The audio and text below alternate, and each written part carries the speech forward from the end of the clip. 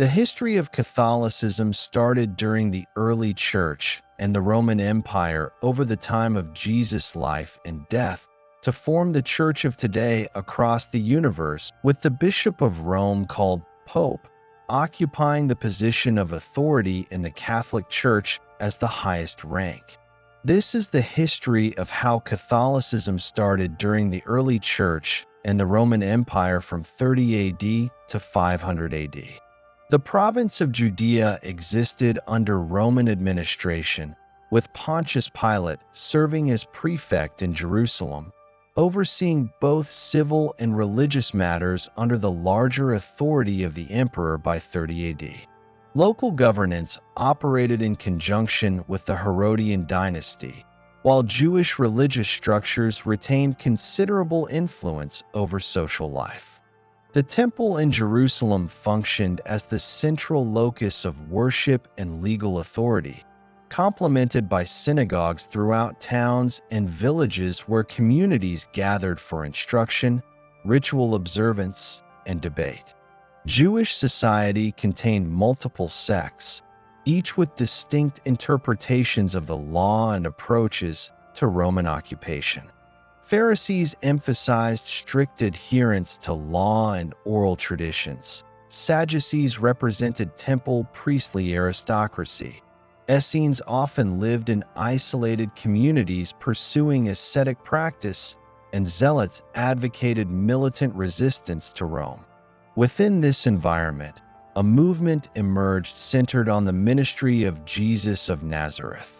Jesus conducted his ministry primarily across Galilee and extended into Judea, traveling between towns, villages, and rural settlements.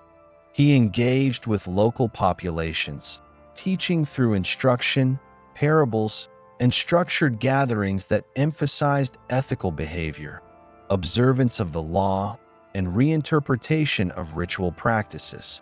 These gatherings were initially small, often taking place in homes or communal spaces, and included teaching, prayer, and shared meals. His actions brought him into contact with multiple layers of Jewish society, including religious authorities, local leaders, and ordinary inhabitants.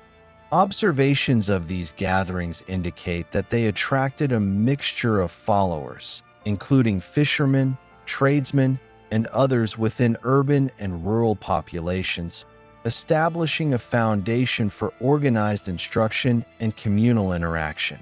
The culmination of this ministry occurred in Jerusalem, where Roman and Jewish authorities monitored and eventually executed Jesus by crucifixion. Pontius Pilate, in his official capacity as prefect, carried out the sentence following Roman legal procedures for sedition or political disturbance. The execution was conducted in a public setting outside the city, consistent with Roman practice for capital punishment intended to maintain civil order. Following this event, Jesus' followers continued to assemble in Jerusalem, maintaining the patterns of instruction, communal meals, and prayer that had characterized earlier gatherings. These assemblies provided the initial framework for structured communal practice, emphasizing moral instruction, ritual observance, and adherence to ethical principles conveyed by Jesus. During this period, leadership within the movement began to crystallize. Those closest to Jesus, often referred to as his disciples, assumed responsibility for instruction, organization, and the preservation of teachings. They oversaw communal gatherings, mediated disputes, and ensured the observance of moral and ritual practices. This leadership structure, initially informal, provided continuity and discipline, facilitating the movement's survival in an environment of social and political scrutiny. Jewish authorities in Jerusalem maintained oversight over these gatherings, occasionally intervening to enforce legal or religious norms. Such interventions influenced the organization and discipline of the community, requiring internal mechanisms for accountability and structured leadership to maintain cohesion and continuity. The movement's early practices included shared meals, which functioned both as a form of communal solidarity and as ritual observance reflecting core ethical and instructional principles. Prayer and instruction formed the central activities of gatherings, providing a forum for the transmission of teachings and reinforcement of moral conduct. These gatherings allowed for the consolidation of beliefs, the establishment of behavioral norms, and the coordination of outreach and teaching efforts. Communities maintained continuity of instruction through oral transmission, reinforced by written notes, letters, and recollections by those who had been directly involved in the movement. The pattern of assembly, instruction, and ritual laid the groundwork for a systematized approach to communal life that would expand beyond Jerusalem in subsequent decades. The movement began to extend its presence beyond Jerusalem into surrounding towns and regions. Followers traveled to urban centers, marketplaces, and smaller settlements, establishing contacts with local populations and forming small groups of adherents. And this goes from around 30 AD to 50 AD. These early communities maintained connections with Jerusalem, receiving instruction and moral guidance from central leadership. The spread of the movement relied on direct interpersonal transmission, the establishment of local leadership, and adherence to a shared set of practices and beliefs. The continuity of instruction across regions ensured that the foundational principles of the movement remained intact, despite geographic dispersion. Documentation from this period, preserved in letters and later recorded in historical writings, indicates that these communities maintained regular practices of instruction, shared meals, and prayer, accompanied by efforts to manage internal disputes and provide mutual support.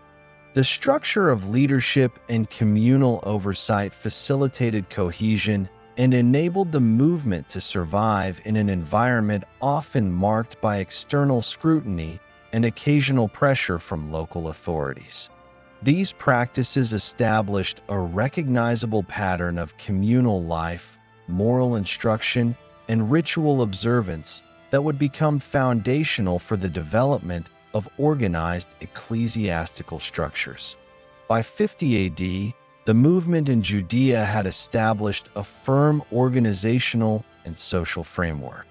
Jerusalem functioned as the primary hub, with leadership maintaining doctrinal continuity, supervising regional gatherings, and coordinating the transmission of teachings.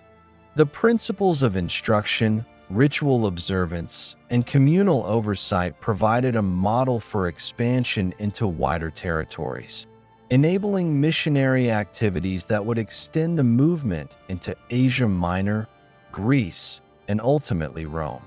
The structures established during this period ensured that the movement retained coherence and discipline, preparing it for its transformation into an organized institution with recognizable hierarchy and administrative capacity in the following decades.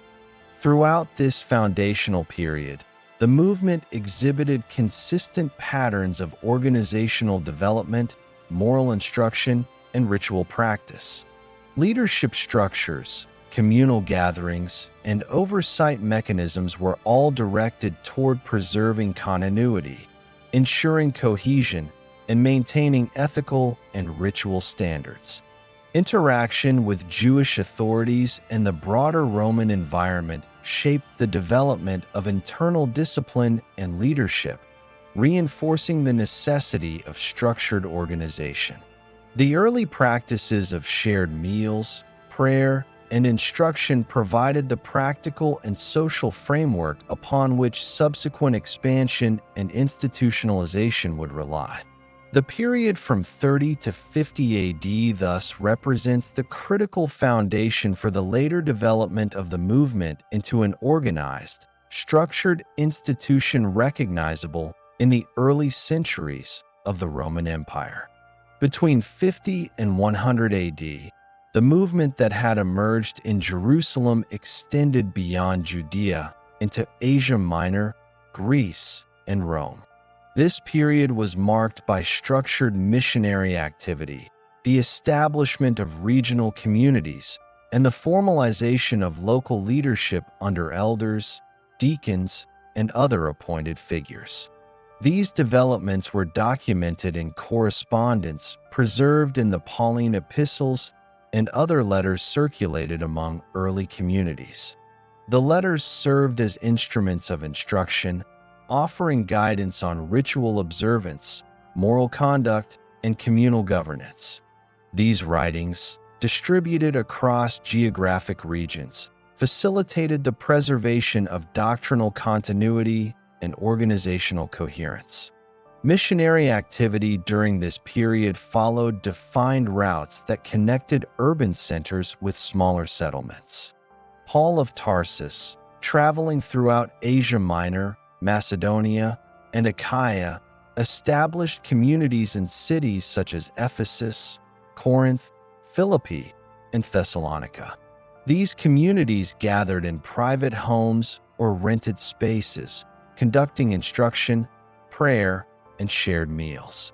Leadership structures were implemented within each assembly, with elders overseeing teaching and administration, and deacons managing practical affairs, including the distribution of resources to members in need. Communication between communities and traveling emissaries ensured consistency in instruction and practice. These networks allowed the dissemination of teachings originating from Jerusalem, preserving the foundational framework established in the initial phase of the movement. In addition to Paul, other figures undertook similar missions. Peter is documented as being active in regions corresponding to Roman Judea and Rome, establishing congregations and appointing leaders to oversee the ongoing organization of the communities. The correspondence attributed to early leaders emphasized maintaining unity and adherence to the prescribed instruction, including ethical conduct, ritual practice, and proper handling of disputes. Letters addressed specific circumstances within communities, providing clarification on practice, guidance on leadership selection, and reinforcement of moral norms. The circulation of these letters established a documented record of early administrative and doctrinal practice, forming a foundation for subsequent consolidation. Urban centers served as primary loci for community formation due to their concentration of population and established infrastructure. Cities such as Corinth, Ephesus, and Rome hosted communities that engaged in regular meetings for instruction, shared meals, and coordinated administration. Smaller settlements and rural regions adopted practices modeled on these urban communities, with traveling emissaries reinforcing instruction and leadership oversight. The replication of organizational patterns across diverse geographic contexts ensured structural uniformity, despite local variation in size and composition. Communities adhered to observable routines of gathering, instruction, and resource management, documented in letters and historical accounts, providing consistency in practice throughout the region. The development of community leadership during this period followed a defined hierarchy.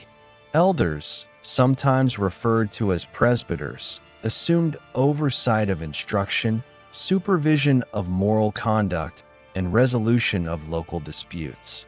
Deacons were charged with practical administration, including the distribution of charitable resources and organization of communal meals. This division of responsibilities allowed communities to maintain operational efficiency while ensuring continuity of instruction and observance. Leadership appointments were often documented through letters or through local records, establishing accountability and facilitating communication across regional networks. This structure contributed to the resilience and cohesion of communities, enabling them to function within Roman urban and rural contexts. Correspondence from this period indicates that communities engaged in regular instruction on matters of conduct, ritual observance, and social responsibility. Letters addressed both doctrinal and practical concerns, outlining requirements for participation in communal activities, ethical behavior, and adherence to ritual schedules. The instructions emphasized consistent practice, coordination of gatherings, and oversight of resources. Communities maintained these practices through regular meetings and through consultation with appointed leaders, ensuring alignment with the wider network of assemblies. This system of communication reinforced consistency, preserved the transmission of teaching, and facilitated the integration of new members into established structures. Communities operated under scrutiny from Roman authorities, though documentation indicates that such interactions varied according to local governance.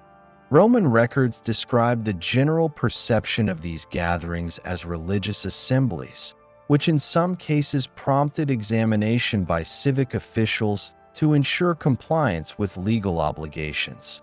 Communities adapted by maintaining identifiable leaders, organizing gatherings in private or rented spaces, and documenting instruction and communal oversight. The establishment of a defined hierarchy allowed for accountability in reporting and ensured that practices conformed to legal expectations while maintaining internal coherence. These measures enabled continued operation under the prevailing administrative framework of the Roman Empire. During this period, communities began codifying aspects of ritual and instruction. Observances such as shared meals, prayer routines, and moral instruction were standardized across assemblies, providing a consistent experience for participants regardless of location. Letters circulated from central figures reinforced these practices, ensuring that communities aligned with the emerging framework of instruction and oversight.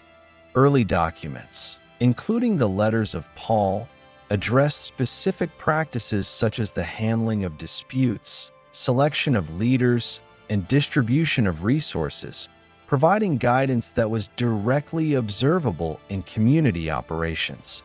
These instructions formed a practical record of procedures that would later influence the organization of regional councils and wider ecclesiastical structures.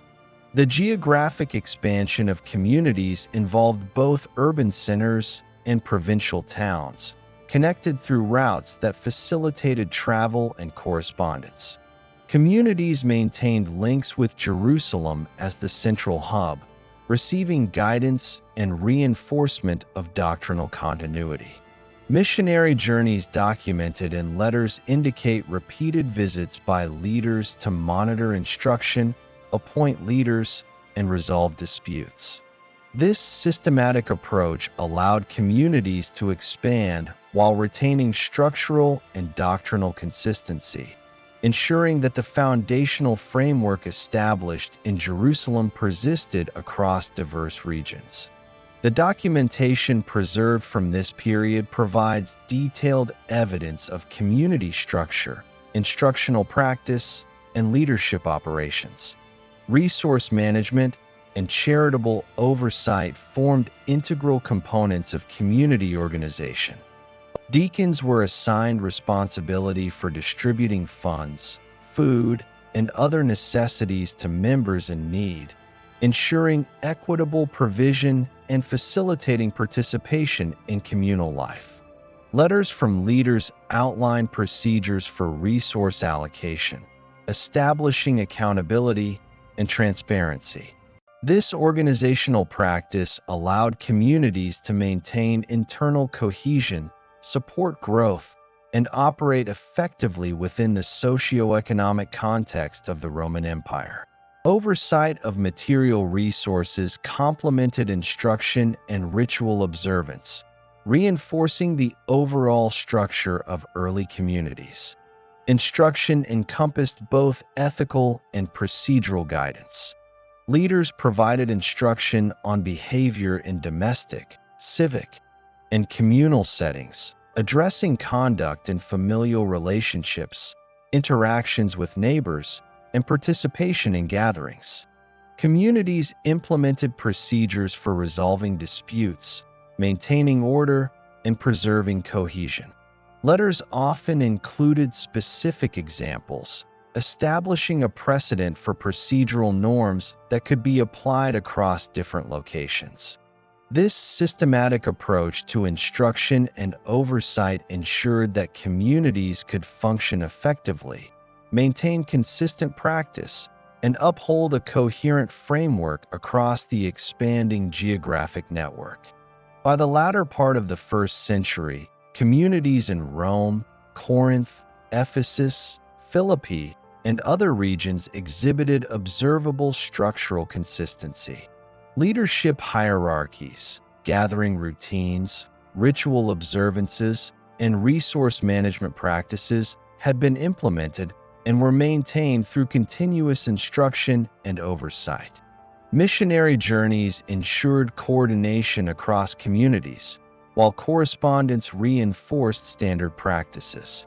Communities had become sufficiently organized to withstand local pressures, maintain cohesion, and preserve continuity of instruction.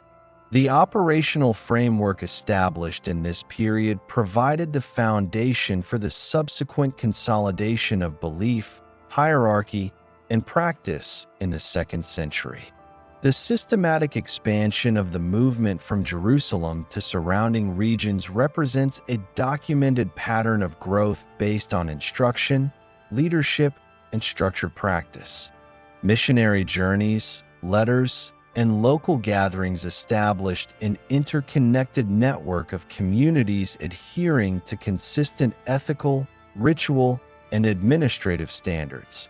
Leadership structures ensured accountability, continuity, and oversight, while correspondence facilitated the transmission of instruction across geographic distances. Communities in urban centers and provincial towns demonstrated measurable consistency in practice, reflecting adherence to established organizational patterns and codified instructions from leaders. By 100 AD, communities established during the 1st century had demonstrated continuity of instruction, practice, and organization, creating a framework that required formalized leadership. The transmission of teaching from Jerusalem to urban centers across Asia Minor, Greece, and Rome had resulted in a network of communities operating under a consistent structure. Elders, presbyters, and deacons managed local gatherings, instruction, and administration. These leadership positions were assumed by individuals recognized for their proximity to earlier apostolic figures or for demonstrated knowledge of teachings and organizational procedure. Letters from leaders, including those preserved in early collections such as the Pauline epistles, provided detailed guidance on maintaining community cohesion, resolving disputes, and standardizing observances. During this period, the communities faced increasing pressure from both internal and external factors. Urban congregations in cities such as Rome, Corinth, Ephesus, and Philippi required coordination of ritual observances and oversight of growing membership. Leadership roles were formalized to ensure accountability and consistency. Bishops, or overseers, were recognized in each community, tasked with supervising instruction, supervising ritual practice, and maintaining order. Presbyters assisted in instruction and governance, while deacons managed logistical and charitable functions, including the distribution of resources. This tripartite leadership ensured that communities could operate efficiently across urban and provincial contexts, maintaining structural integrity and continuity of teaching. Correspondence among communities provided a documented mechanism for reinforcing instruction and practice. Letters addressed specific questions regarding conduct, ritual, and organizational procedure. Topics included the administration of communal meals, the appointment of leaders, handling disputes among members, and the observance of daily or weekly instructional meetings. These letters served as a practical guide, establishing procedural norms that could be applied across multiple communities, ensuring alignment with central instruction. The circulation of written directives supplemented oral transmission, preserving uniformity across geographically dispersed gatherings. The period also saw the early formation of a corpus of authoritative texts. Communities maintained copies of letters, instruction manuals, and collections of teachings that documented both practical and doctrinal matters. These texts provided a foundation for instruction and facilitated standardization of practice. Letters from individuals such as Ignatius of Antioch, Polycarp of Smyrna, and Clement of Rome illustrate the emphasis on maintaining order, doctrinal alignment, and adherence to prescribed leadership structures. These documents describe the organization of communities, the roles of elders, presbyters, and deacons, and procedures for resolving internal disputes, reflecting an observable system of governance based on documented precedent. Apologetic writings emerged in this period to address interaction with Roman authorities and intellectual discourse. Figures such as Justin of Rome later documented practices originating in this century, emphasizing the systematic organization of communities, regularity of meetings, and adherence to ritual observances.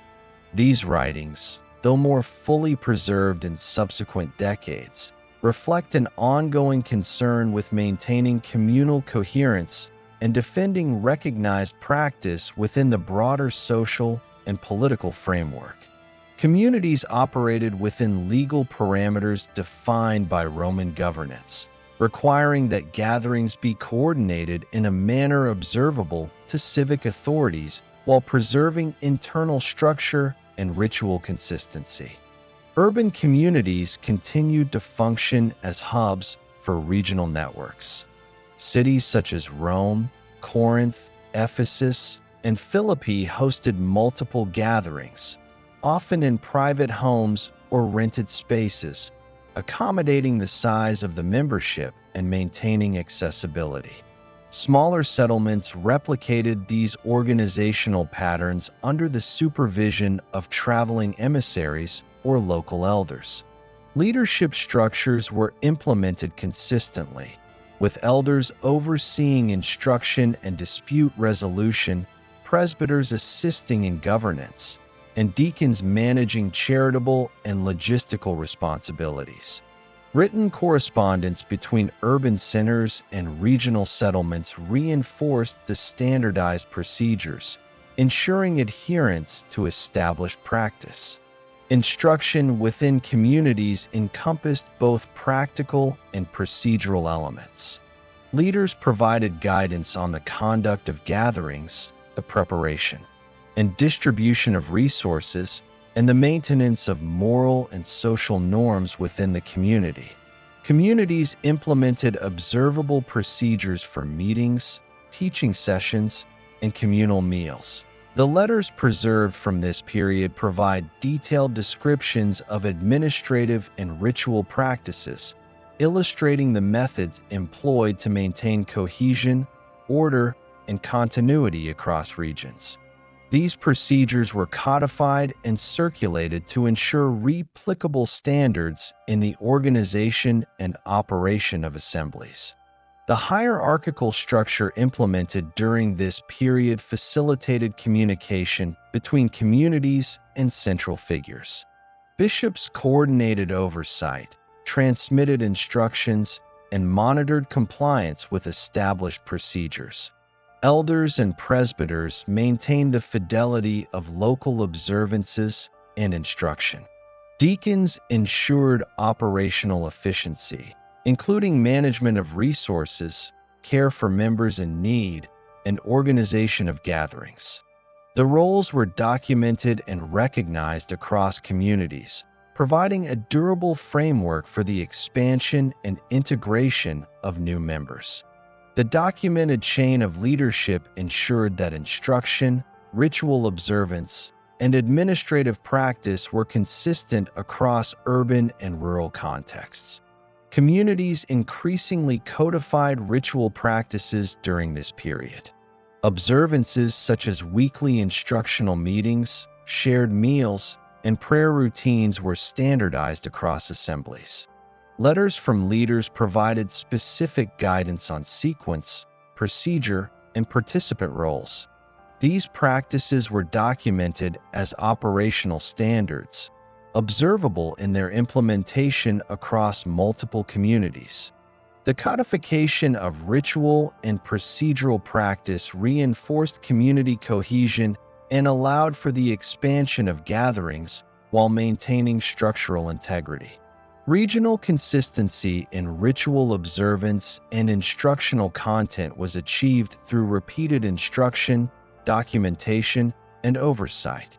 By the mid-2nd century, communities in Asia Minor, Greece, and Rome demonstrated measurable consistency in both organization and practice.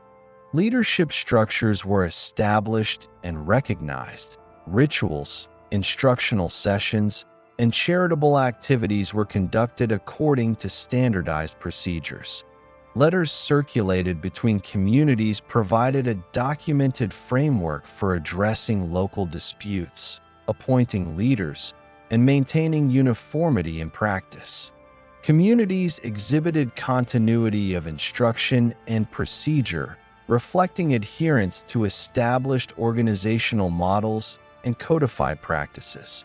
This level of consistency provided resilience in the face of sporadic external scrutiny from Roman authorities and local governance structures. Correspondence from leaders documented the process of managing internal disputes. Procedures included consultation with elders, involvement of presbyters, and resolution in accordance with established instruction.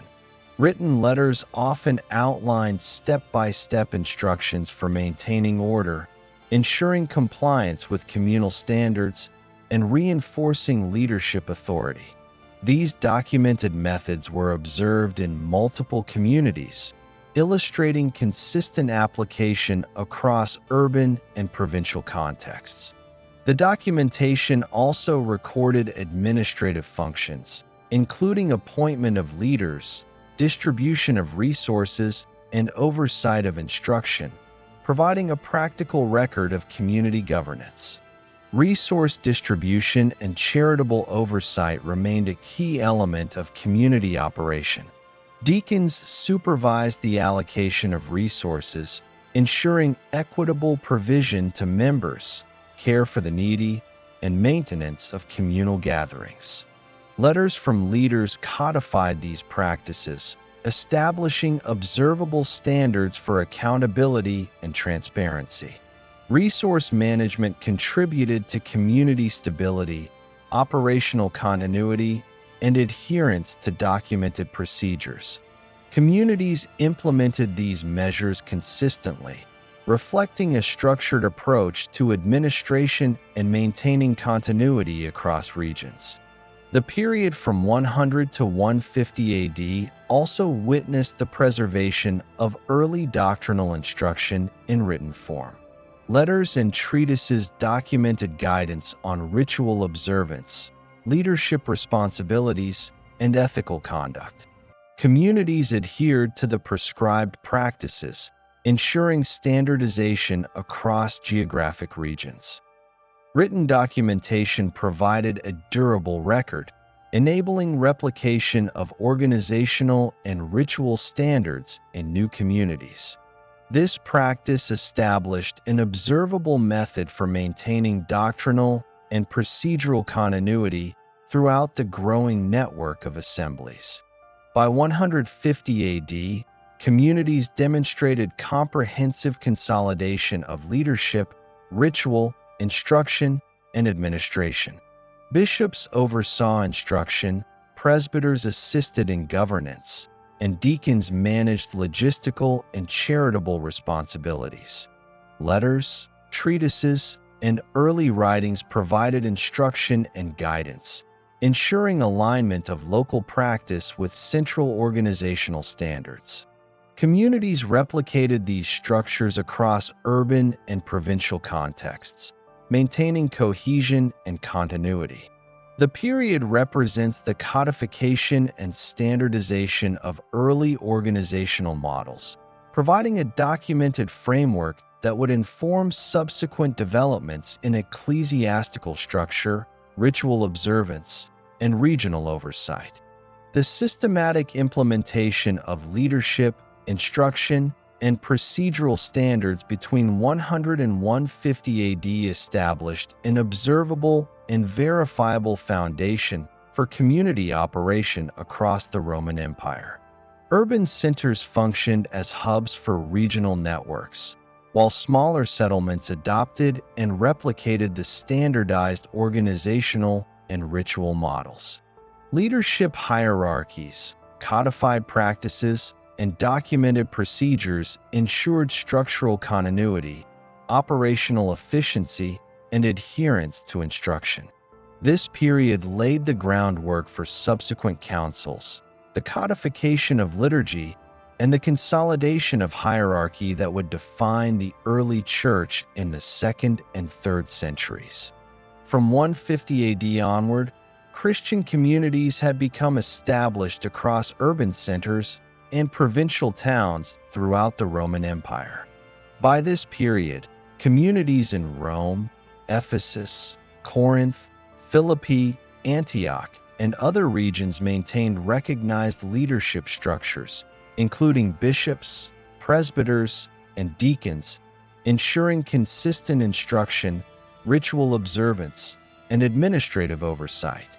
Leadership was tasked with maintaining cohesion and continuity in the practice of the community's teachings, as transmitted through letters, epistles, and previously preserved instructions. Communication among communities remained vital, as correspondence reinforced standardized procedures, addressed disputes, and clarified procedural and ritual matters. This organizational framework was observable in multiple urban centers, demonstrating measurable consistency across geographically dispersed assemblies. Communities functioned primarily in private residences or rented spaces, with larger urban assemblies occasionally meeting in venues capable of accommodating expanded membership. Shared meals, instruction sessions, and prayer assemblies formed the core of communal practice.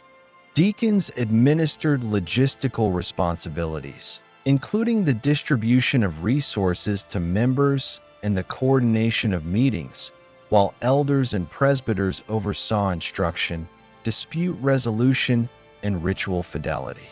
Bishops provided overarching supervision, coordinating multiple local assemblies within urban centers or regions, and ensuring adherence to standardized practices.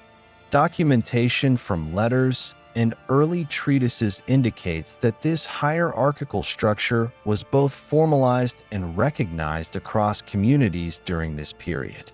Interaction with Roman society intensified during this period. Communities were observed by local authorities to determine compliance with civic obligations and the absence of sedition. Roman governance documented concerns about assemblies that met regularly outside civic-sanctioned contexts. Records from municipal and provincial authorities occasionally describe inquiries into gatherings perceived as potentially subversive, though responses varied according to location and the discretion of local officials. These observations necessitated that communities maintain identifiable leadership, organized schedules, and procedural oversight. Leadership ensured compliance with basic civic norms while preserving the integrity of community instruction and ritual observance. Persecution, though not constant, became a measurable feature of community existence. Historical records indicate that sporadic actions by civic and provincial authorities targeted assemblies perceived as violating social or legal norms. Edicts from municipal officials or provincial governors occasionally demanded documentation of gatherings, registration of members, or adherence to public observances. Letters and accounts from early church leaders record instances where assemblies were dispersed, leaders were summoned or fined, and property used for gatherings was seized. These interventions prompted communities to implement measures for continuity, including formalized leadership, scheduled meetings, and documented procedures, allowing assembly and instruction to persist within the constraints imposed by Roman oversight. During this period, communities also faced the challenge of maintaining instruction and ritual fidelity across diverse geographic locations. Urban centers such as Rome, Corinth, and Ephesus served as hubs for regional networks, while smaller settlements adopted organizational models replicated from these centers.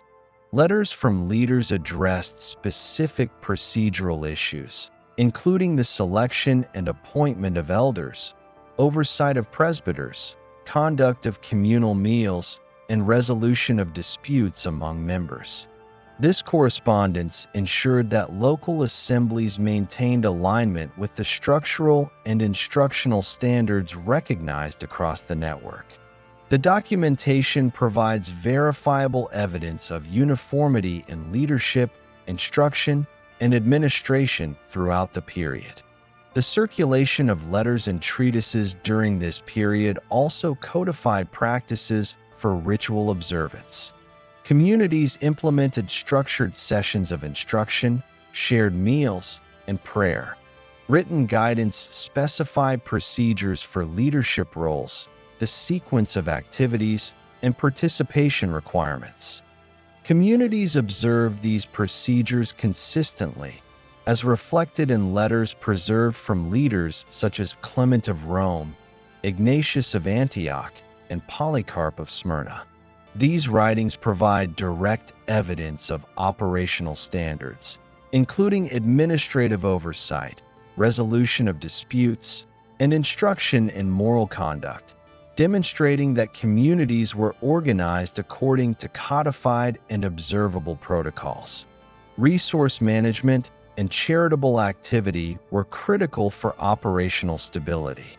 Deacons supervised the distribution of food, funds, and other necessities to members in need, maintaining continuity in participation and support.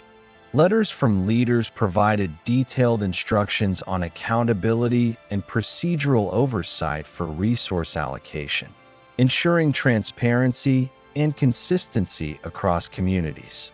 These documented practices were observable and repeated across urban and provincial centers, reflecting a standardized approach to internal administration. Resource management, coupled with leadership oversight, allowed communities to operate sustainably while accommodating membership growth. Communities also engaged in instruction concerning external conduct, including interactions with neighbors, compliance with local norms, and adherence to Roman legal expectations. Leadership provided procedural guidance for meetings, dispute resolution, and communal activity. Letters and preserved treatises outlined step-by-step procedures, including the mediation of conflicts, the delegation of responsibilities, and the maintenance of consistent practice across local and regional assemblies. Documentation from this period indicates that these procedures were observed consistently, ensuring operational cohesion and alignment with established organizational models. The period also shows evidence of communication with civic authorities to navigate oversight and maintain compliance with Roman regulations. Historical records describe occasions where assemblies provided documentation of gatherings or clarified leadership structures. These interactions were formal and observable, ensuring that community operation remained visible to authorities while preserving internal organization. Letters from leaders reflect awareness of these administrative realities, providing procedural instruction to ensure continuity of assembly, instruction, and leadership despite potential scrutiny from civic officials. Expansion continued into regions including North Africa, Gaul, and Asia Minor, following established urban-rural networks. Communities in these regions implemented organizational patterns replicated from earlier urban centers, maintaining leadership hierarchies, instruction routines, and resource management practices. Missionary activity involved travel between communities to supervise instruction, appoint leaders, and address procedural questions. Letters circulated to communicate guidance, codify practices, and provide oversight. The systematic approach to organizational replication ensured measurable consistency across regions, documented through correspondence and treatises. By the late 2nd century, communities demonstrated standardized administration, observable leadership structures, and codified practices in instruction and ritual observance. Bishops coordinated multiple assemblies, presbyters maintained instruction and governance, and deacons supervised logistical and charitable responsibilities. Regular correspondence reinforced procedural consistency, and documented practices governed communal gatherings, dispute resolution, and leadership appointments. Communities in urban and provincial contexts adhered to these standards, reflecting a coherent organizational network observable across the empire. The combination of structured leadership, codified ritual, and operational oversight formed the basis for enduring cohesion despite intermittent external scrutiny. Persecution, while sporadic, had observable effects on community practices. Assemblies occasionally faced temporary dispersal, seizure of property, or questioning of leadership by civic authorities. Leaders implemented procedures for re-establishing meetings, coordinating oversight, and documenting assembly conduct. Letters from this period describe standardized methods for responding to such interventions, including procedures for leadership continuity, resource allocation, and resumption of instruction and communal observance. These measures demonstrate that communities adapted operationally without altering core practices, reflecting an observable and verifiable response to Roman oversight. Instructional practices during this period continued to be codified in writing. Letters documented requirements for ritual sequence, leadership roles, and administrative functions. Communities implemented these instructions consistently across urban and provincial contexts. Leadership oversaw observance and adherence, ensuring continuity with established organizational models. These practices included structured instruction sessions, shared meals, prayer routines, resource management, and dispute resolution. Codification of instruction and procedural standards provided a durable record, facilitating replication and consistency across geographically dispersed assemblies. By 200 AD, communities exhibited comprehensive consolidation of leadership, instruction, ritual practice, and administrative oversight. Bishops, presbyters, and deacons operated according to codified functions, maintaining observable consistency across multiple communities. Letters and preserved treatises documented procedural standards, providing a verifiable record of operational practice. Communities adhered to these standards in both urban centers and provincial towns, demonstrating replicable models of organization and governance. The documented consolidation during this period established the observable framework for future expansion, formalization of councils, and regional oversight that characterized early church structure in subsequent centuries. By the beginning of the 3rd century, Christian communities throughout the Roman Empire had reached a level of observable organizational maturity.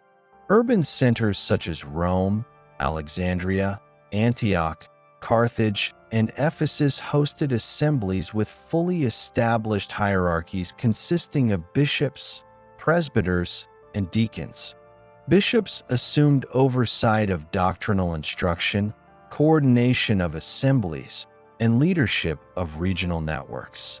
Presbyters assisted in governance and instruction, while deacons managed logistical tasks, including the distribution of resources, coordination of charitable activity, and maintenance of meeting facilities. This tripartite structure was consistently documented in letters and treatises circulating among communities, illustrating a standardized model of ecclesiastical administration. Urban communities functioned as hubs for regional networks, with smaller settlements replicating leadership and organizational models under the supervision of traveling emissaries. Letters from leaders addressed issues such as the appointment of presbyters, oversight of deacons, dispute resolution, and standardization of ritual practices. Communities adhered to codified procedures for gatherings, prayer, and meals, ensuring alignment with central instruction. These practices were implemented consistently across geographically dispersed regions, creating observable structural uniformity in administration, ritual observance, and instruction. By this period, the production and circulation of written records had become a critical component of maintaining cohesion across the network of assemblies. Letters addressed local circumstances, offering guidance on ethical conduct, the conduct of communal meals, management of charitable resources, and maintenance of doctrinal consistency. These letters, preserved from leaders in Rome, Corinth, Ephesus, and Antioch, provided instructions for procedural standardization, ensuring uniform observance of community practices. The documentation demonstrates that communities were not operating in isolation, but were connected through a network of verified instructions and oversight. Communities also codified procedures for leadership continuity and accountability. Letters detail the appointment of bishops and presbyters, including qualifications, responsibilities, and protocols for succession. Leadership maintained documentation of assemblies, resource distribution, and instructional practice. These records facilitated replication of organizational models across settlements and provided verifiable evidence of administrative continuity. The documented hierarchical structures allowed assemblies to function effectively across urban and rural settings, demonstrating the operational maturity of communities by the early 3rd century. Instructional practices had also become fully codified. Communities implemented regular schedules of gatherings for teaching, prayer, and shared meals. Written letters provided detailed guidance on leadership roles during assemblies, procedural conduct, and oversight of resources. Communities observed these procedures consistently, with elders and presbyters ensuring adherence to documented standards. The preservation and dissemination of letters reinforced continuity in instruction and practice, providing a durable framework for operational consistency across geographically dispersed communities. Charitable oversight and logistical management were standardized during this period. Deacons administered the distribution of resources to members, cared for the needy, and coordinated communal assemblies. Letters and treatises outlined detailed procedures for accountability, ensuring equitable allocation of resources and systematic oversight. Urban centers maintained documentation for distribution networks, resource inventories, and administrative responsibilities. The systematic approach to resource management allowed communities to sustain membership, coordinate gatherings, and maintain operational stability while accommodating growth. Correspondence from this period also addressed the management of disputes and the maintenance of cohesion within assemblies. Procedures for resolving conflicts were documented and disseminated, including consultation with bishops, involvement of presbyters, and implementation of standardized remedies. Letters from Rome, Corinth, and Antioch provide observable evidence of procedural protocols for conflict resolution, ensuring consistency and continuity in governance across the network of communities. Documentation reflects a systematized approach to administration, allowing assemblies to maintain order and continuity without deviation from established organizational models. The period also saw an increase in written treatises that codified instruction, administrative practices, and doctrinal standards. Leaders produced manuals and letters that outlined observable procedures for leadership, gatherings, and instruction. The content of these writings focused on operational consistency, including instructions for the appointment of leaders, oversight of ritual and instructional gatherings, and management of communal resources. Communities adhered to these documented procedures, ensuring structural uniformity across geographically dispersed assemblies. Preservation of these writings facilitated replication and alignment of practice, providing verifiable evidence of operational and organizational continuity. Urban centers continued to serve as focal points for regional oversight. Bishops coordinated assemblies, presbyters monitored instruction, and deacons managed logistical functions, including resource allocation and meeting coordination. Letters circulated from urban hubs to smaller settlements, offering guidance on procedural adherence, leadership appointments, and ritual standardization. Communities implemented these directives systematically, resulting in measurable consistency in organizational structure, ritual observance, and instruction across multiple regions. This networked system of governance demonstrates the operational maturity of communities during the early 3rd century. Communities also maintained documentation of gatherings, ritual observances, and administrative functions. Letters included step-by-step instructions for leadership roles, procedural conduct during assemblies, and management of communal resources. Observance of these documented procedures was consistent across urban and provincial contexts, providing verifiable evidence of structural uniformity. Assemblies adhered to codified schedules for meetings, instruction, prayer, and meals, demonstrating that operational and organizational standards had been institutionalized across the network. Charitable activity, coordinated by deacons under the supervision of bishops, ensured operational cohesion and continuity. Written guidance detailed procedures for the distribution of resources, care for the needy, and coordination of assemblies. Documentation of these activities was maintained in urban centers, providing an observable record of systematic administration.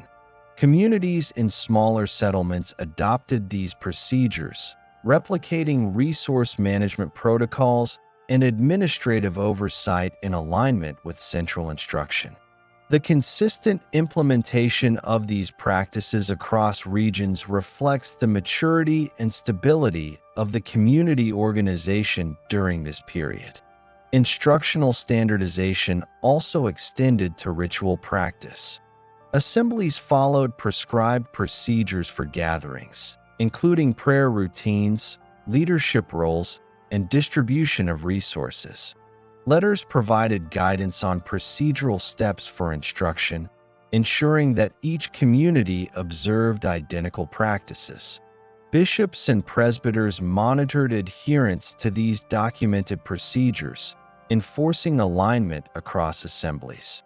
The codification of ritual and administrative practice ensured uniformity of experience for participants and provided a durable framework for replication in additional settlements. By 225 AD, communities exhibited observable consistency in leadership structure, procedural administration, instructional practice, and ritual observance. Bishops coordinated oversight, presbyters maintained instruction and governance, and deacons managed logistics and charitable responsibilities. Letters and treatises documented all aspects of community operation, providing verifiable evidence of standardization and continuity. Urban centers functioned as hubs for regional networks, ensuring replication of administrative and ritual models in smaller settlements. This period demonstrates the operational maturity of communities, establishing frameworks that would support further expansion, codification, and institutional consolidation in subsequent decades. Letters and treatises also provided guidance for maintaining doctrinal alignment. Communities adhered to standardized instruction, following procedural norms for leadership, gatherings, and resource distribution. Observed practices included regular instructional meetings, prayer, shared meals, and structured oversight of communal operations. Documentation ensured that practices were consistent and replicable, maintaining continuity across multiple regions and urban centers. The codification of leadership, ritual, and administrative procedures provided the basis for subsequent regional councils, textual canon formation, and ecclesiastical regulation. By the mid-3rd century, Christian communities had developed an operational model characterized by standardized leadership hierarchies, codified ritual practices, systematic administrative oversight, and written documentation for procedural and instructional purposes. Bishops exercised regional coordination, presbyters monitored local practice, and deacons managed logistical and charitable functions. Letters, treatises, and instructional documents provided verifiable guidance that communities implemented consistently. Urban centers served as focal points for oversight and replication, with smaller settlements adopting established models. The result was a coherent network of communities exhibiting observable operational maturity, structural integrity, and procedural uniformity. By 250 AD, Christian communities had achieved a level of organizational maturity that included recognized leadership hierarchies, codified instruction, and standardized administrative and ritual practices. Bishops oversaw instruction, governance, and coordination of multiple local assemblies. Presbyters assisted in the execution of teaching and governance, while deacons managed the distribution of resources, care for the needy, and logistical oversight. Letters, treatises, and documented correspondence circulated between urban and provincial communities to reinforce procedural and doctrinal continuity. These documents outline methods for leadership succession, administrative oversight, dispute resolution, and ritual observance, providing a verifiable framework for organizational consistency across regions. During this period, Christian communities operated under heightened observation and periodic enforcement by Roman authorities. Historical records document that local magistrates and provincial governors monitored gatherings to ensure compliance with civic expectations. Edicts from emperors, including Decius, 249 to 251 AD, and later Valerian, 253 to 260 AD, imposed requirements such as public participation in sacrifices to Roman deities, registration of citizens, and adherence to civic rituals. Documentation preserved in letters, inscriptions, and administrative records instances where leaders were summoned, assemblies were dispersed, and property used for gatherings was confiscated. These interventions prompted communities to implement formalized leadership procedures, procedural documentation, and standardized practices for gatherings, ensuring continuity under observation. Persecution under Decius, beginning in 250 AD, is documented in multiple sources, including letters, inscriptions, and administrative records. Governors required certificates of sacrifice, confirming compliance with state-mandated rituals. Leaders who failed to comply were removed, detained, or faced confiscation of property. Communities adapted by maintaining formal leadership structures capable of re-establishing instruction, ritual observance, and administration despite interruptions. Documentation demonstrates that bishops coordinated continuity of instruction and oversight, presbyters implemented teaching protocols, and deacons maintained logistical and charitable operations. Written correspondence guided responding to imperial mandates while preserving operational continuity. Following Decius, the reign of Valerian, 253 to 260 AD, intensified measures against leaders and assemblies. Edicts called for the arrest of bishops, presbyters, and prominent members of communities, confiscation of property, and disruption of gatherings. Records indicate both compliance and administrative adaptation among assemblies, including relocation of meetings, delegation of leadership functions, and replication of documented procedures to maintain instruction. Letters preserved from communities describe steps for maintaining operational consistency, documenting leadership appointments, and ensuring continuity of communal practice under restrictive conditions. These measures were observable and verifiable in multiple urban and provincial contexts. By the late 3rd century, communities had developed operational resilience in the face of imperial pressure. Leadership hierarchies were fully codified. Bishops coordinated multiple assemblies. Presbyters ensured fidelity to instructional practice, and deacons administered logistics and charitable activity. Urban centers continued to serve as hubs for regional oversight, with smaller settlements replicating organizational and procedural models under documented guidance. Correspondence from leaders addressed leadership succession, oversight of ritual practice, administrative continuity, and procedures for maintaining gatherings under observation.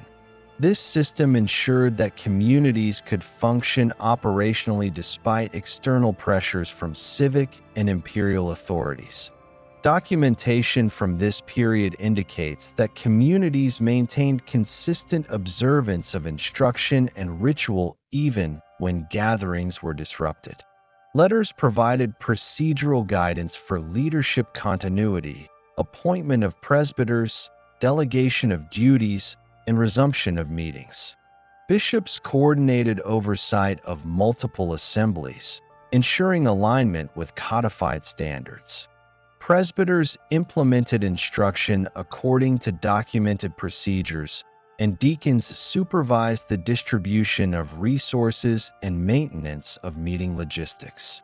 These practices were applied consistently across urban and provincial contexts, demonstrating operational continuity under conditions of intermittent persecution. The period also saw the continued codification of ritual and administrative practices. Letters outlined procedural standards for gatherings, including the sequence of instruction, leadership roles, and distribution of resources.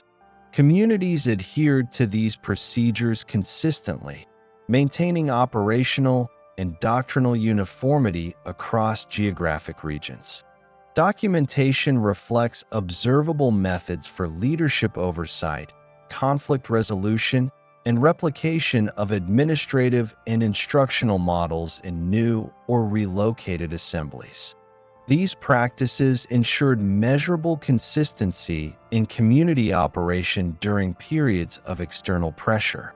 Expansion into additional regions continued despite intermittent persecution.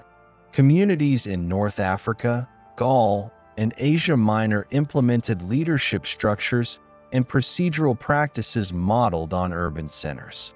Letters circulated to regional settlements, guiding administrative oversight, leadership succession, and alignment with instructional and ritual standards.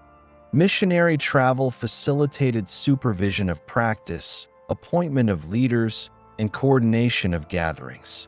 Correspondence ensured that new assemblies adhered to codified organizational models, reinforcing operational continuity and procedural uniformity across the Roman Empire.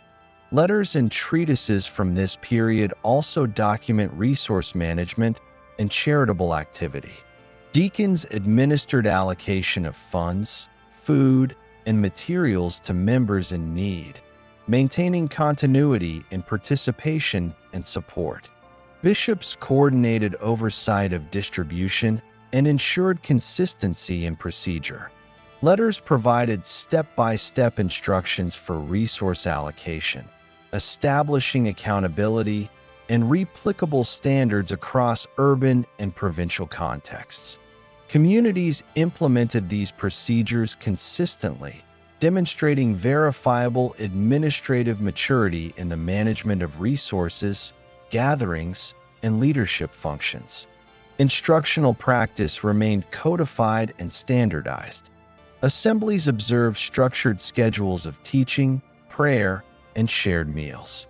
Leaders ensured adherence to documented procedures, monitoring fidelity to instructional content, sequence of activities, and administrative oversight.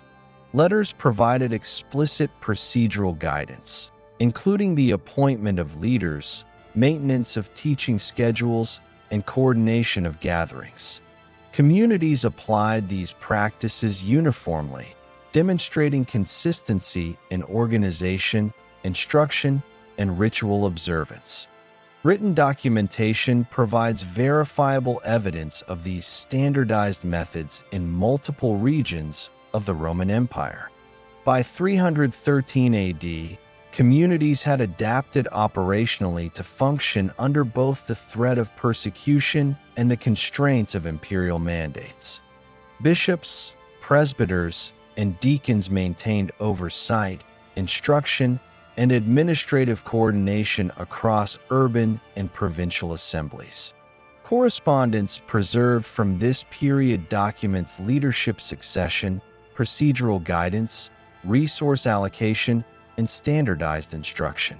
Urban centers served as hubs for replication of organizational models in smaller settlements, ensuring continuity of practice, operational cohesion, and adherence to codified procedures across geographically dispersed communities. These structures provided observable stability in both instruction and administration under varying external conditions. The Edict of Milan in 313 AD, issued jointly by Constantine and Licinius, formally granted legal tolerance for Christian communities within the Roman Empire. The edict allowed communities to assemble openly, maintain property, and conduct instruction and ritual practice without interference from civic authorities. Documentation preserved in imperial records confirms the formal recognition of the right to assemble and practice, providing communities with a secure framework for the implementation of previously codified organizational, instructional, and ritual standards. Bishops assumed broader oversight roles, coordinating assemblies without concern for civic intervention, while presbyters and deacons continued their established functions in instruction and administration. The legal recognition provided by the edict validated the operational frameworks and organizational procedures that had developed under intermittent persecution, allowing communities to expand openly while maintaining documented consistency in leadership, instruction, ritual, and administration. Letters and treatises from immediately prior to and following the Edict of Milan reflect the continuation of codified practices, leadership structures, and administrative procedures. Bishops coordinated instruction and oversight.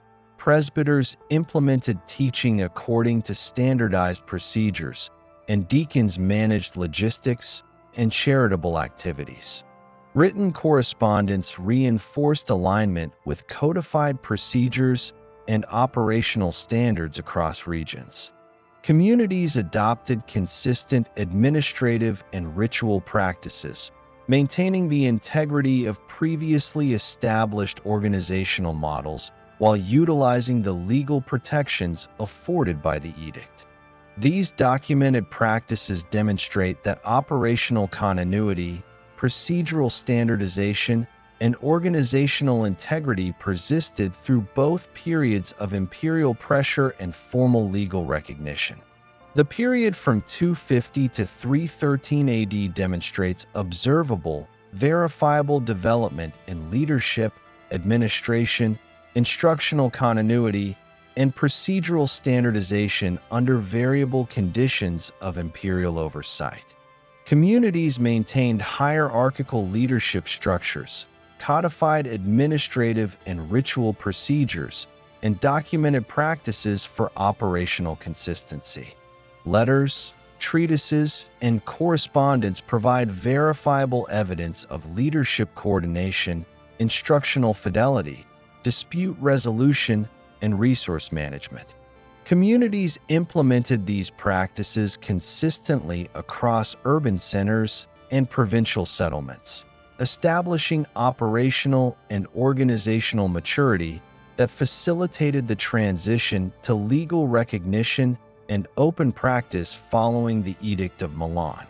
By 313 AD, the issuance of the Edict of Milan by Constantine and Licinius formalized the legal recognition of Christian communities within the Roman Empire, ending decades of intermittent persecution and providing communities with the ability to operate openly. Bishops in major urban centers assumed formal authority over regional networks of assemblies, overseeing both instructional and administrative functions. Presbyters continued to conduct teaching and governance at the local level, while deacons administered logistical tasks, including resource distribution, management of charitable activity, and coordination of gatherings. Letters, treatises, and other preserved documents from this period indicate a clearly defined leadership hierarchy, replicable across urban and provincial contexts. Urban centers, particularly Rome, Alexandria, Antioch, Carthage, and Constantinople, following their establishment in 330 AD, functioned as hubs for regional oversight. Bishops coordinated assemblies, ensured adherence to codified instructional and ritual standards, and implemented operational procedures across multiple settlements. Smaller communities replicated these models, adopting the organizational and procedural structures formalized in central cities. Written correspondence between urban bishops and regional leaders documented practices for governance, instruction, ritual observance, and resource management, providing verifiable evidence of administrative standardization across the empire. The organization of leadership became more formalized during this period. Bishops were recognized as primary overseers within urban centers and regional networks. Presbyters provided support in instruction and administration, and deacons managed logistical and charitable functions. Letters from leaders addressed the appointment of successors, procedures for conflict resolution, and the codification of instructional and ritual practices. Documentation indicates that these procedures were implemented consistently, allowing multiple communities to adhere to uniform practices in both ritual observance and organizational governance. Council gatherings became a critical mechanism for institutional coherence.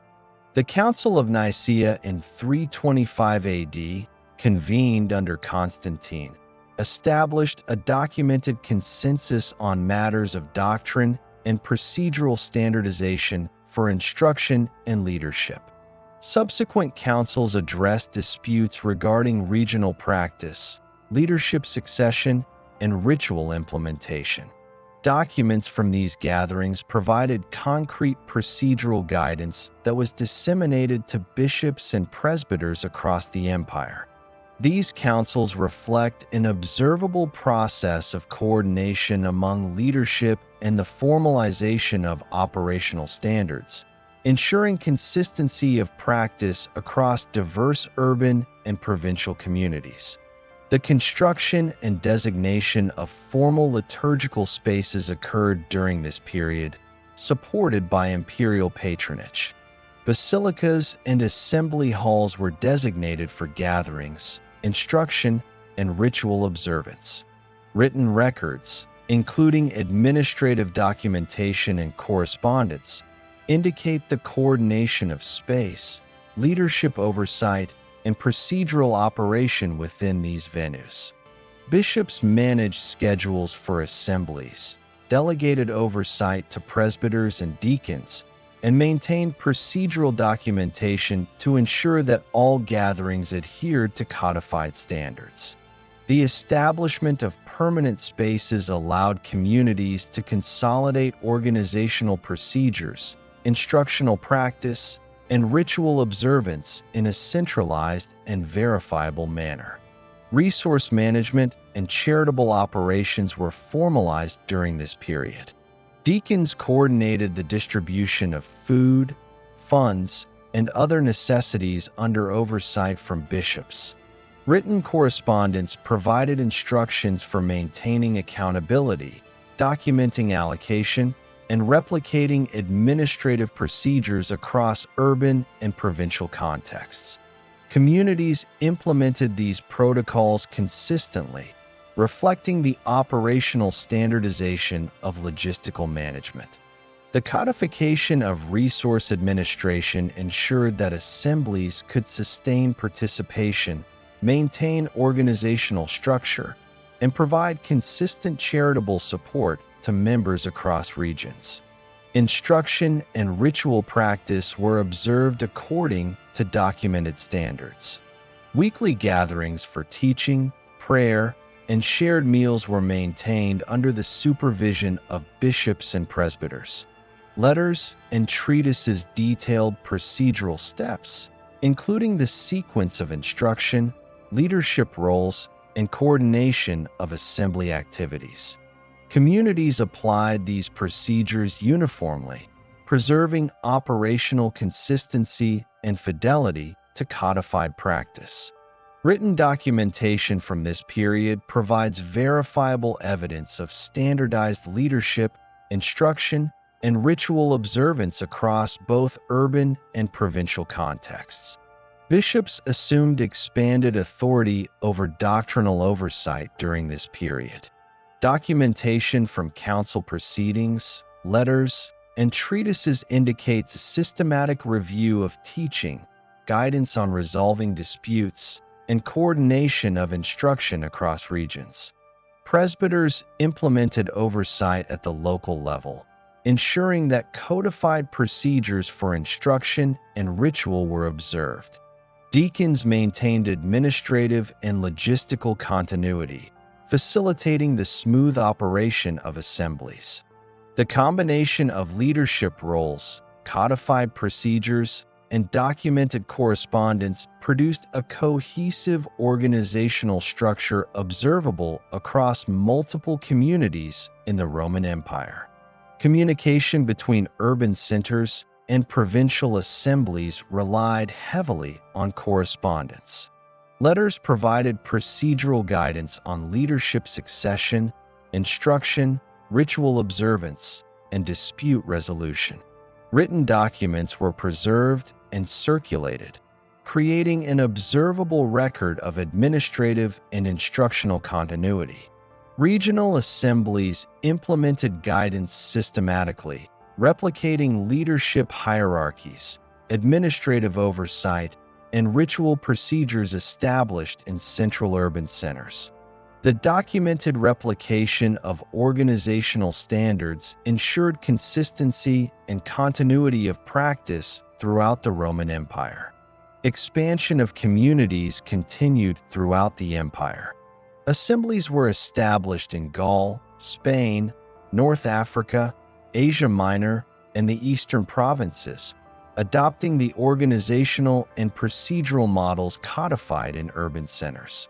Bishops coordinated oversight, presbyters maintained local instruction, and deacons managed logistical operations.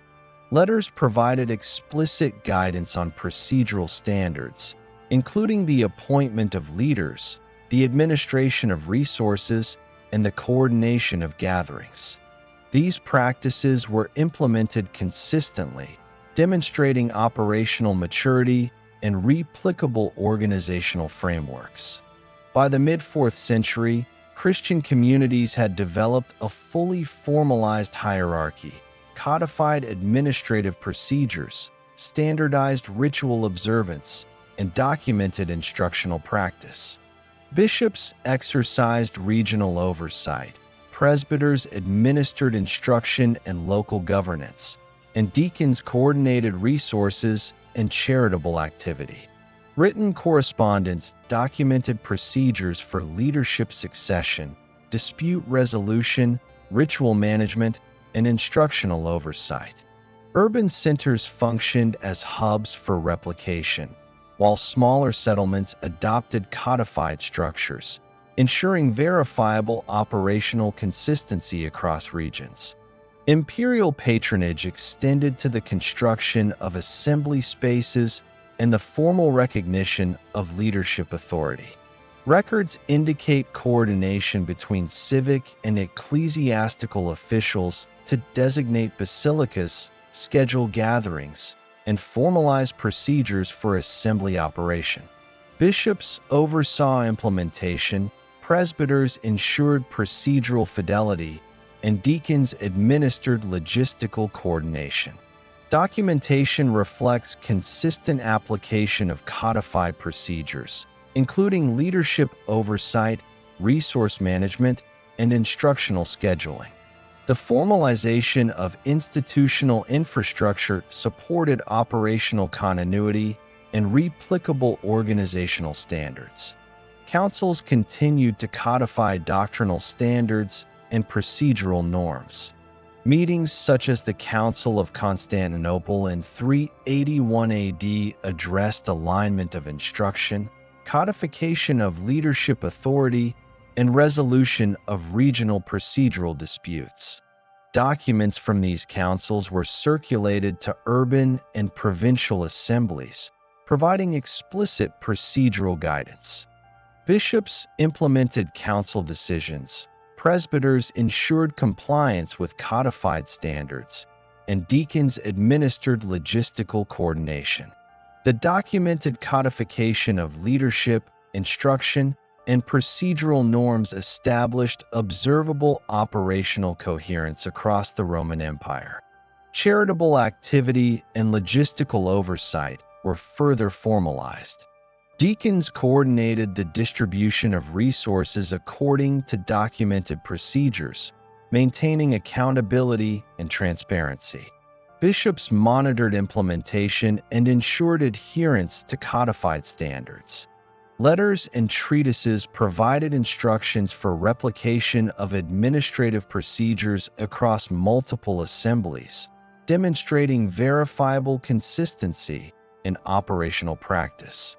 Communities applied these procedures systematically, reflecting an observable model of organizational and administrative standardization. Instructional practice remained consistent and codified. Assemblies observed structured schedules for teaching, prayer, and communal meals. Bishops and presbyters ensured fidelity to procedural standards, including leadership roles, sequence of instruction, and coordination of gatherings. Written documentation reinforced operational consistency, providing a durable record of standardization. Communities implemented codified procedures uniformly, maintaining verifiable administrative and instructional continuity across urban and provincial assemblies. By 400 AD, Christian communities in the Roman Empire had achieved observable institutionalization, codified leadership hierarchy, standardized ritual observance, and systematic administration. Bishops coordinated regional oversight, presbyters administered instruction and governance, and deacons managed resources and logistical operations. Written correspondence and council proceedings documented operational procedures, leadership succession, and administrative standards. Urban centers functioned as hubs for replication of organizational and procedural models, while smaller settlements adopted codified practices, ensuring continuity and standardization. Imperial support facilitated infrastructure, formal recognition of authority, and alignment of practices across regions, producing the institutional framework that defined Christian communities at the end of the 4th century. By 400 AD, the Western Roman Empire was experiencing structural decline, yet Christian communities maintained formalized hierarchies, codified administrative procedures, standardized liturgical practices, and verified mechanisms for instruction. Bishops exercised authority across urban and provincial networks, coordinating assemblies, supervising presbyters, and managing administrative and charitable activities through deacons.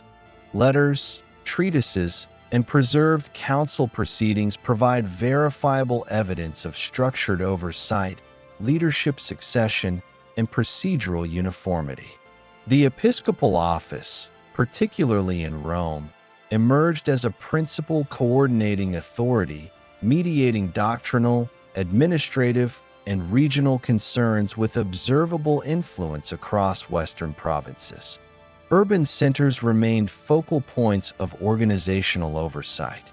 Cities such as Rome, Milan, Ravenna, Carthage, and Alexandria coordinated leadership, resource distribution, instructional oversight, and procedural standardization across surrounding settlements.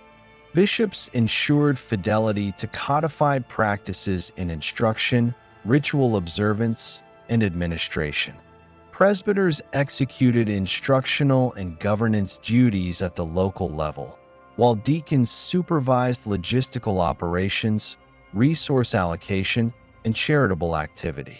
Letters circulated among leaders documented procedures for leadership succession, assembly management, instructional fidelity, and administrative oversight, ensuring consistency across urban and provincial communities. The decline of Western Roman civil authority intensified the operational responsibilities of bishops. Documentation indicates that bishops assumed oversight of civil infrastructure, coordination of relief during shortages, and administration of communal resources.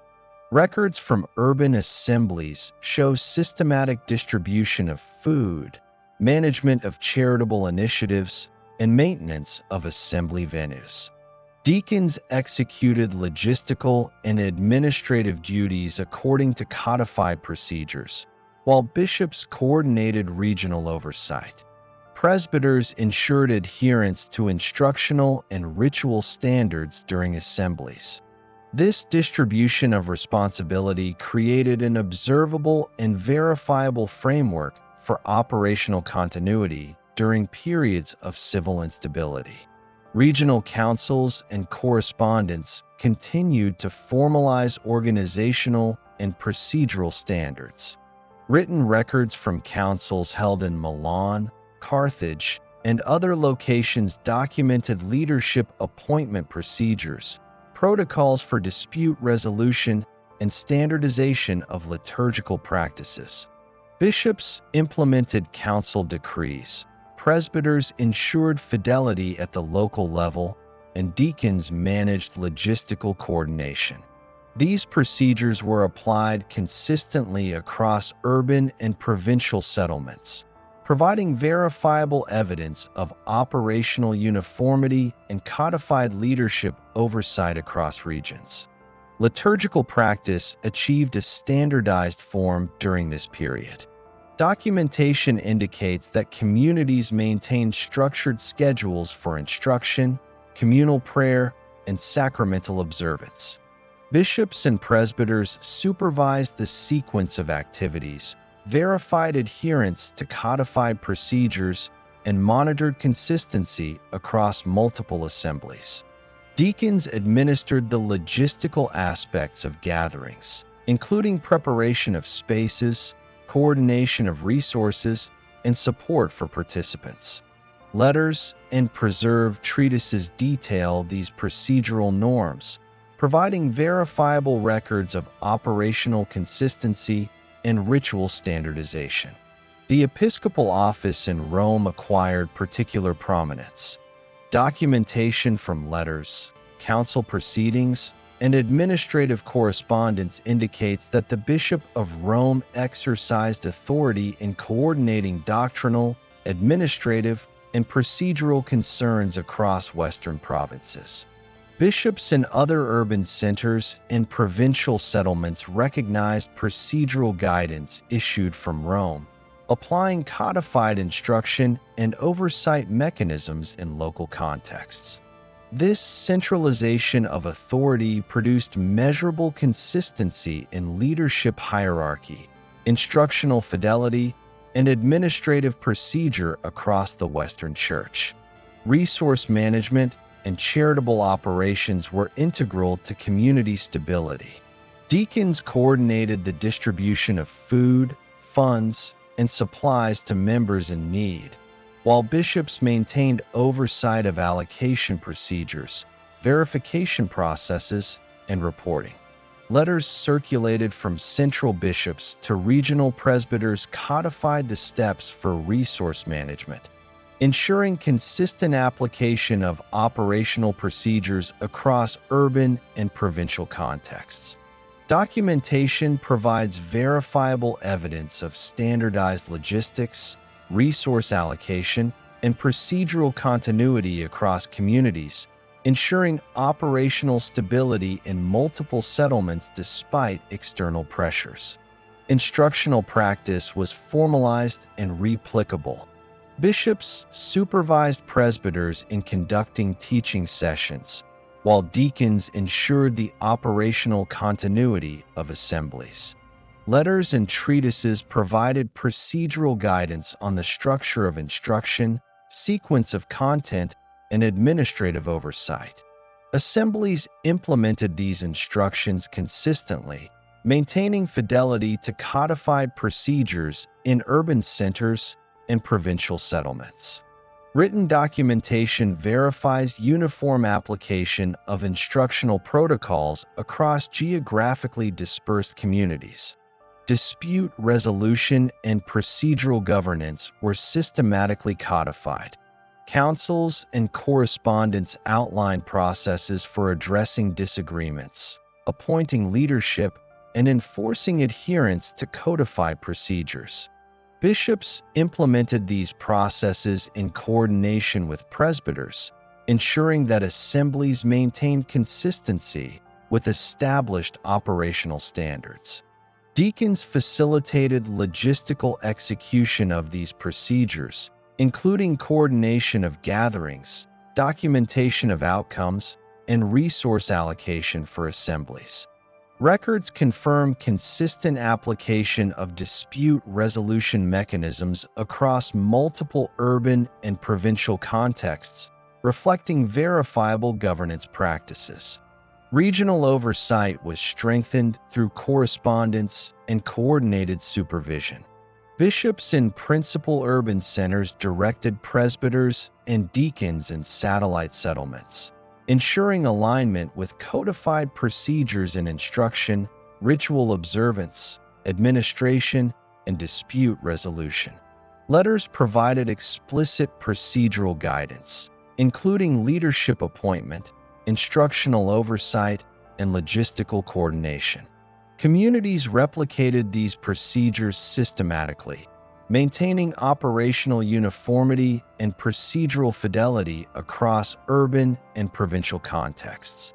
Documentation demonstrates the observable consistency of organizational and administrative practices throughout the Western Church.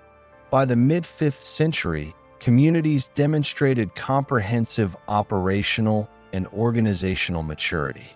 Bishops exercised regional oversight. Presbyters ensured adherence to instructional and ritual standards, and deacons managed logistics, charitable activity, and resource distribution. Letters, treatises, and council records codified procedural standards, providing verifiable guidance for leadership succession, dispute resolution, and operational management. Urban centers continued to function as hubs for replication, while smaller settlements implemented standardized procedures, ensuring continuity, consistency, and structural integrity across Western provinces. The fall of the Western Roman Empire in 476 AD further accentuated the administrative and social role of the Church. Bishops coordinated civil functions, including management of civic infrastructure, oversight of public resources, and organization of relief during periods of shortage. Deacons maintained operational coordination of charitable activity, logistical support, and resource distribution. Presbyters supervised adherence to instructional and ritual standards. Documentation from letters and council proceedings confirms the operational assumption of civil responsibilities by episcopal authorities, providing verifiable evidence of the Church's emerging administrative role in the absence of centralized civil governance. Instructional and liturgical practice remained codified and standardized. Assemblies observed structured schedules for teaching, prayer, and sacramental activities under episcopal supervision. Presbyters implemented instructional protocols, deacons ensured logistical execution, and bishops coordinated oversight across regional networks. Letters and preserved treatises document these practices, providing verifiable evidence of procedural fidelity, operational consistency, and replicable models for future ecclesiastical administration. These codified practices formed the foundation for continuity in instruction, ritual observance, and administration throughout the early medieval period. Centralized leadership continued to consolidate authority across Western provinces.